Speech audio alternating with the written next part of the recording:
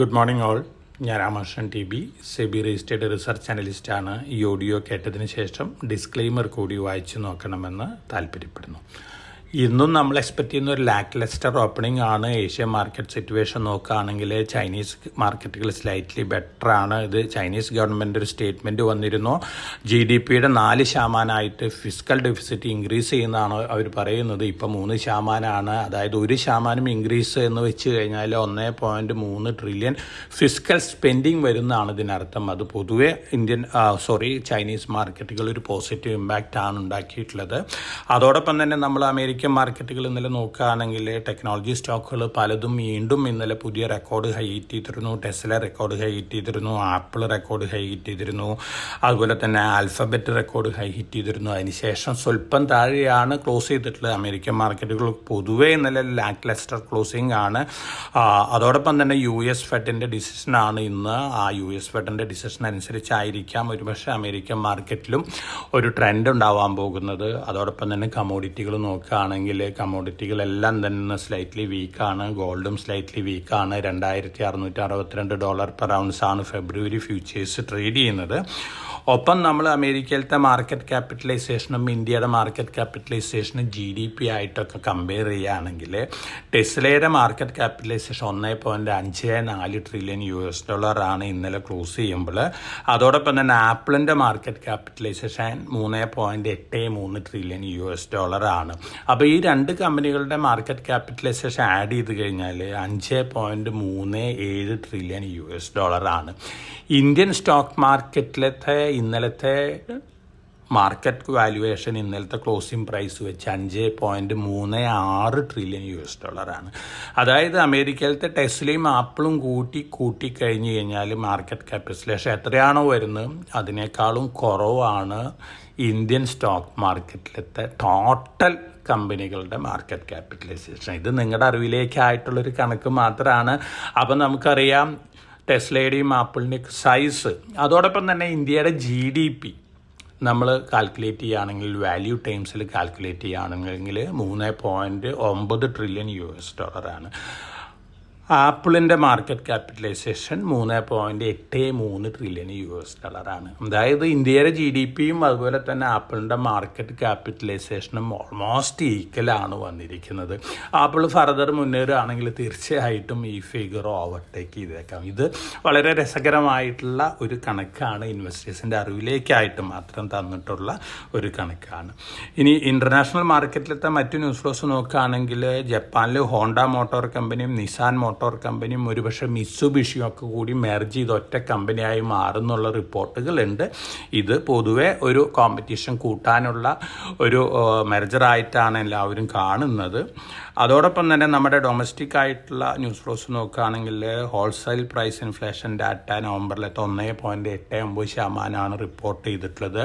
ഒക്ടോബറിൽ 2.36% ഇതൊരു പക്ഷേ RBI മോണിറ്ററി പോളിസി കമ്മിറ്റിക്ക് ഫെബ്രുവരി മീറ്റിങ്ങിൽ പലിശ നിരക്ക് കുറയ്ക്കാനുള്ള ഒരു ഫാക്ടറായിട്ട് കണക്കാക്കാനായിട്ട് സാധിക്കും. റിലയൻസ് കഴിഞ്ഞ 10 വർഷത്തെ പെർഫോമൻസ് നോക്കുകയാണെങ്കിൽ ആദ്യമായിട്ടാണ് ഒരു വേഴ്സ്റ്റ് പെർഫോമൻസ് 10 വർഷത്തിൽ ആദ്യമായിട്ടാണ് കാണിക്കുന്നത്. ഇതിന് പ്രധാനപ്പെട്ട ഒരു കാരണം എന്ന് പറയുന്നത് പൊതുവെ ഇക്വിറ്റി ക്യാപിറ്റൽ കൂടുതലുള്ള കമ്പനികളെല്ലാം തന്നെ വളരെ സ്ലോയിലാണ് ഒരു മൂവ്മെൻറ്റ് നടത്തുള്ളൂ. റിലയൻസിൻ്റെ ഇക്വിറ്റി ക്യാപിറ്റൽ ബോണസിന് ശേഷം 13,500 കോടി രൂപയാണ്. തീർച്ചയായിട്ടും ഇതൊരു ലാഗ് തന്നെയാണ്. അതോടൊപ്പം തന്നെ പബ്ലിക് ഷെയർ ഹോൾഡിങ്ങും കൂടുതലാണ്. അപ്പോൾ ഇക്വിറ്റി ക്യാപിറ്റൽ കൂടുതലും പബ്ലിക് ഷെയർ ഹോൾഡിങ് കൂടുതലുള്ള കമ്പനികളൊക്കെ പ്രൈസ് പെർഫോമൻസ് വളരെ സ്ലോ ആയിരിക്കും. അതിൻ്റെ ഒരു ഇമ്പാക്റ്റും കൂടി റിലയൻസിലുണ്ട്. ഒപ്പം ടെലികോം രംഗത്തും അതുപോലെ തന്നെ മറ്റ് രംഗങ്ങളിലൊക്കെ കോമ്പറ്റീഷനും ഫേസ് ചെയ്യുന്നുണ്ട്. ഇനി ഗവൺമെൻറ് റിന്യൂവബിൾ എനർജി പ്രൊജക്റ്റുകൾക്കുള്ള ഫണ്ടിങ് കൂട്ടുകയാണ്. തീർച്ചയായിട്ടും വളരെ പോസിറ്റീവ് ന്യൂസാണ്. IREDA അതുപോലെ തന്നെ HUDCO, REC, PSC കമ്പനികളെ സംബന്ധിച്ചൊക്കെ ഇത് പോസിറ്റീവ് ഇമ്പാക്റ്റ് ഉണ്ടാക്കുന്ന ന്യൂസാണ്. അതോടൊപ്പം തന്നെ ഇന്ത്യ സോളാർ മോഡ്യൂൾസ് ഇമ്പോർട്ട് ചെയ്യുന്നത് ഇന്നലെ മുതൽ ഡ്യൂട്ടി ബൗണ്ട് ആക്കിയിട്ടുണ്ട്. ഇന്നലെ വരെ ഡ്യൂട്ടി എക്സംഷൻ ഉണ്ടായിരുന്നു. പക്ഷേ ഇന്നലെ മുതൽ ഡ്യൂട്ടി അടയ്ക്കണം, കസ്റ്റംസ് ഡ്യൂട്ടി അടയ്ക്കണം. ഇത് ഇന്ത്യയിൽ സോളാർ മോഡ്യൂൾസ് ഉണ്ടാക്കുന്ന വാരി എനർജീസ് അതുപോലെ തന്നെ പ്രീമിയർ എനർജീസ്, അൽപെക്സ് സോളാർ, ഇത്തരത്തിലുള്ള കമ്പനികളെ സംബന്ധിച്ചൊക്കെ പോസിറ്റീവായിട്ടുള്ള ന്യൂസാണ്. ഒപ്പം Minda corporation 50-50 joint venture form ചെയ്തിട്ടുണ്ട്. അത് ഒരു ഓട്ടോമോട്ടീവ്സ് ആൻഡ് റൂഫിംഗ് സൊല്യൂഷൻസിന് വേണ്ടിയാണ്. മിൻഡേനെ സംബന്ധിച്ച് പോസിറ്റീവായിട്ടുള്ള ന്യൂസാണ്. ജിൻഡാൽസോ 31.2% റിന്യൂ ഗ്രീൻ എനർജിയിൽ സ്റ്റേക്ക് എടുത്തിട്ടുണ്ട്. അഫോർഡബിൾ കോസ്റ്റിൽ പവർ ലഭിക്കാൻ വേണ്ടിയാണ് ജിൻഡാൽസോനെ സംബന്ധിച്ച് പോസിറ്റീവാണ്. ഇന്ത്യയിലത്തെ ഇലക്ട്രോണിക്സ് രംഗം 2030 ആകുമ്പോഴേക്കും വലിയ രീതിയിൽ മുന്നേറുമെന്നാണ് പറയുന്നത്. തീർച്ചയായിട്ടും ഇലക്ട്രോണിക് മാനുഫാക്ചറിങ് രംഗത്തുള്ള കമ്പനികളെ സംബന്ധിച്ച് പോസിറ്റീവാണ്. ഡിക്സൺ, അതുപോലെ തന്നെ ആംബർ എൻ്റർപ്രൈസസ്, സിർമ SGS, ഇപാക്ക്, ഇത്തരത്തിലുള്ള കമ്പനികളെ സംബന്ധിച്ച് സയൻഡ് DLM, BPL ലിമിറ്റഡ്, ഇത്തരത്തിലുള്ള കമ്പനികളെ സംബന്ധിച്ച് പോസിറ്റീവാണ്. സെബി മ്യൂച്വൽ ഫണ്ട് ഇൻവെസ്റ്റേഴ്സിന് ഒരു പുതിയൊരു സ്കീം കൊണ്ടുവരികയാണ്. അവരുടെ ലാസ്റ്റ് മ്യൂച്വൽ ഫണ്ട് യൂണിറ്റുകളൊക്കെ കണ്ടുപിടിക്കാനായിട്ടുള്ള ഒരു പുതിയ സ്കീം, പുതിയൊരു വെബ്സൈറ്റൊക്കെ ക്രിയേറ്റ് ചെയ്യാനായിട്ട് ആവശ്യപ്പെട്ടിട്ടുണ്ട്. മിത്ര എന്നാണ് ഇതിൻ്റെ പേര്.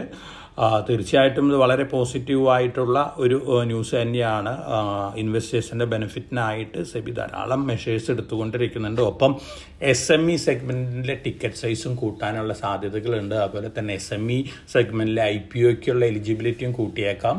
10 കോടിയെങ്കിലും ഇഷ്യൂ സൈസ് വേണ്ടി വരും. അതോടൊപ്പം തന്നെ ലാസ്റ്റ് 3 ഇയേഴ്സിൽ 3 കോടി രൂപ ഓപ്പറേറ്റിംഗ് പ്രോഫിറ്റ് ഏതെങ്കിലും 2 വർഷം നേടിയിരിക്കണം. ഇതാണ് ക്രൈറ്റീരിയ വരാൻ പോകുന്നത്. അതുപോലെ തന്നെ ടിക്കറ്റ് സൈസ് ഇപ്പോഴത്തെ 1 ലക്ഷത്തിൽ നിന്ന് 2 ലക്ഷമോ 4 ലക്ഷമൊക്കെ ഉയർത്താനുള്ള സാധ്യതകളുണ്ട്. കൂടുതൽ സ്ട്രിഞ്ചന്റ് മെഷേഴ്സ് SME സെഗ്മെൻറ്റിൽ കൊണ്ടുവരികയാണ്. സാങ്കി ഇൻഡസ്ട്രീസ് ഗുജറാത്ത് അംബുജ സിമെൻ്റായിട്ട് മെർജ് ചെയ്യാണ്. 100 സാങ്കി ഇൻഡസ്ട്രീസ് ഉള്ള ഇൻവെസ്റ്റേഴ്സിന് 12 അംബുജ സിമെൻറ്റ്സ് ആണ് ലഭിക്കാൻ പോകുന്നത്. സുപ്രിയ ലൈഫ് സയൻസ് കപ്പാസിറ്റി കൂട്ടുകയാണ്. 50% കപ്പാസിറ്റി അഡീഷൻ വരികയാണ്. പോസിറ്റീവ് ന്യൂസാണ്. വാട്ടക് വാബാഗ് സൗദി അറേബ്യയിൽ നിന്നൊരു ഓർഡർ ക്യാൻസൽ ആയിട്ടുണ്ട്. 2700 കോടി രൂപയാണ്. തീർച്ചയായിട്ടും സ്ലൈറ്റ്ലി നെഗറ്റീവ് ഇമ്പാക്റ്റ് ഉണ്ടാക്കുന്ന ന്യൂസാണ് വാട്ടക് വാബാഗിനെ സംബന്ധിച്ച്. ഗ്ലെൻമാർക്ക് ലൈഫ് സയൻസസിൻ്റെ പേര് ഇന്നലെ മുതൽ മാറിയിട്ടുണ്ട്. അലീവസ് ലൈഫ് സയൻസസ് എന്നാണ് പുതിയ പേര് വരുന്നത്. കിർലോസ്കർ ഫെറസ് അവരുടെ അയേൺ ഓർ മൈനിൽ നിന്ന് എക്സ്പോർട്ട് ആരംഭിച്ചിട്ടുണ്ട്. ഇത് പോസിറ്റീവ് ന്യൂസാണ് കിർലോസ്കർ ഫെറസിനെ സംബന്ധിച്ച്. ഒപ്പം ഇന്ന് റൈറ്റ്സിൻ്റെ ഒരു ഓർഡർ കിട്ടിയിട്ടുണ്ട്. 122 കോടി രൂപ വർത്ത് ഓർഡേഴ്സാണ് കിട്ടിയിരിക്കുന്നത്. ഇന്ന് പുതിയ ലിസ്റ്റിംഗ് വരുന്നുണ്ട്. മോബി ക്വിക്ക് ലിസ്റ്റിംഗ് ഉണ്ട്, സായ് ലൈഫ് ലിസ്റ്റിംഗ് ഉണ്ട്, അതുപോലെ തന്നെ പർപ്പിൾ ലിസ്റ്റിംഗ് ഉണ്ട്, സുപ്രീം ഫെസിലിറ്റി മാനേജ്മെൻറ്റ് ലിസ്റ്റിംഗ് ഉണ്ട്. നമ്മൾ സജസ്റ്റ് ചെയ്തിരുന്ന IPOs ആണ്. അലോട്ട്മെൻറ്റ് കിട്ടിയിട്ടുള്ള ഇൻവെസ്റ്റേഴ്സിനെ സംബന്ധിച്ച് ലിസ്റ്റിംഗ് ഗെയിൻ കിട്ടാൻ സാധ്യതയുള്ള IPOs ആണ്. ഇനി നാളെ മുതൽ ഓപ്പൺ ചെയ്യുന്ന IPOs trans rail lighting systems ഉണ്ട്. 432 ഇഷ്യൂ പ്രൈസ് വരുന്നത്. മമത മിഷനറി ഉണ്ട്, 243 ഇഷ്യൂ പ്രൈസ് വരുന്നത്. DAM ക്യാപിറ്റൽ അഡ്വൈസേഴ്സ് ഉണ്ട്, 253 ഇഷ്യൂ പ്രൈസ് വരുന്നത്. കോൺകോർ എൻവിറോ സിസ്റ്റംസ് ഉണ്ട്, 201. ഈ IPO മെയിൻ ബോർഡ് IPOs ആണ്. ഈ 4 IPOസും 19-ാം തീയതി ആരംഭിച്ച് 23-ന് ക്ലോസ് ചെയ്യും. 4 IPOയിലും ലിസ്റ്റിംഗ് ഗെയിൻ കിട്ടാൻ സാധ്യതയുള്ള IPOs ആണ്. അതോടൊപ്പം തന്നെ ഇന്ന് ആരംഭിക്കുന്ന NSE SMEയിൽ ഒരു IPO ആരംഭിക്കുന്നുണ്ട്. ഐഡൻറ്റിക്കൽ ബ്രെയിൻസ് സ്റ്റുഡിയോ ആണ്. 54 രൂപയാണ് ഇഷ്യൂ പ്രൈസ്. ഇന്ന് ആരംഭിച്ച് 20-ാം തീയതി ക്ലോസ് ചെയ്യും. 2000 മാർക്കറ്റിലോട്ട്. അതോടൊപ്പം തന്നെ ഇന്നലെ ആരംഭിച്ചിട്ടുള്ള നാക്ഡാക് ഇൻഫ്രാസ്ട്രക്ചർ 35 രൂപയാണ് ഇഷ്യൂ പ്രൈസ്.